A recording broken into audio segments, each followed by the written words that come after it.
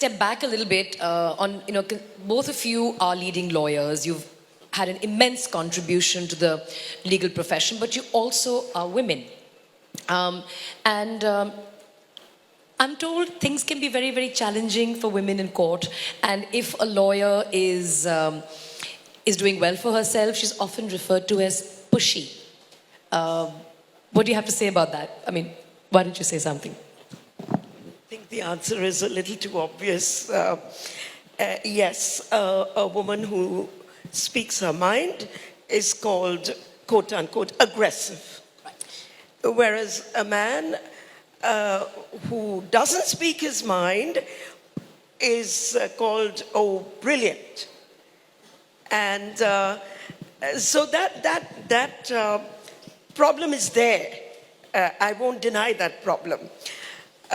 But there is, over and above that, over and above the fact that you're a woman, it also depends on the kind of cases that you take to court, which can bring hostility towards you.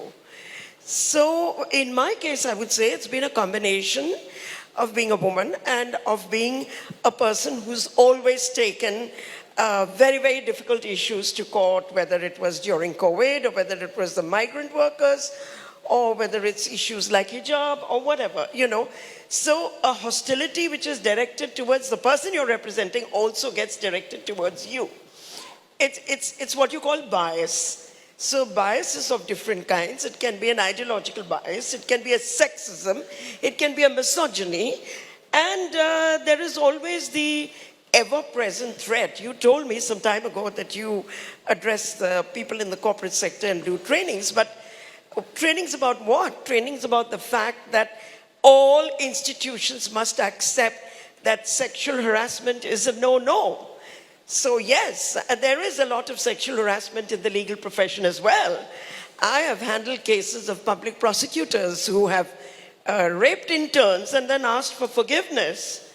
I have handled cases of interns who have alleged that they were sexually harassed by judges.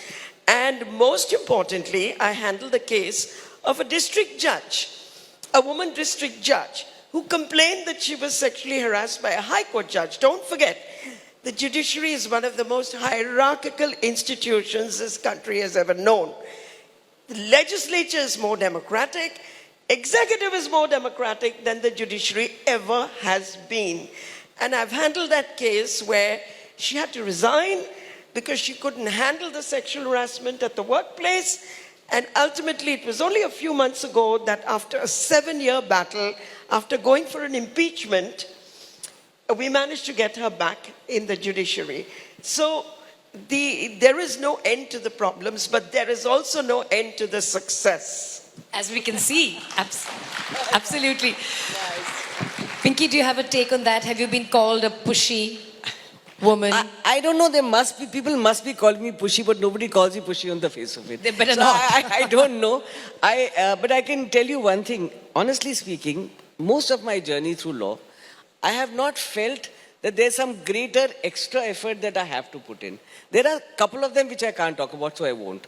But generally speaking, it has been a journey which has been a fairly reasonable one, considering the circumstances. So as a woman, I've enjoyed myself. As a lawyer, I've enjoyed myself in the beginning part, taking it very much in the stride. You do have to be pushy, you do have to be aggressive, you do have to be passionate, you do have to persevere. You do have to work hard. You do have to dedicate. So I know there are times that I've been called a few words, either by my colleagues also and even by my peers and possibly by the judges. But I do believe that doesn't make any difference to what I believe. However, I do want to instill into the other people who are practicing to say this: let us not be bogged down with cliches. Let us not be identified and characterized by characteristics. Let us not be said that, if you're aggressive, it's bad for a woman, or if you're aggressive, it's good for a man. There's no such attribute which can be different for a different gender. An attribute is either good or bad. Now, a lawyer per se is required to be aggressive. A lawyer is required to be pushy. A lawyer is required to make their way through. A lawyer is supposed to break barriers, and we've broken a lot. And Indira definitely has a distinction of having broken a lot of barriers, and she's right about some hostility. And it is a fact that when, for example, there are women arguing and men arguing, it would be said a woman is being extra belligerent, and that's not good. So, but as I said, personally, I have not heard any such views about myself.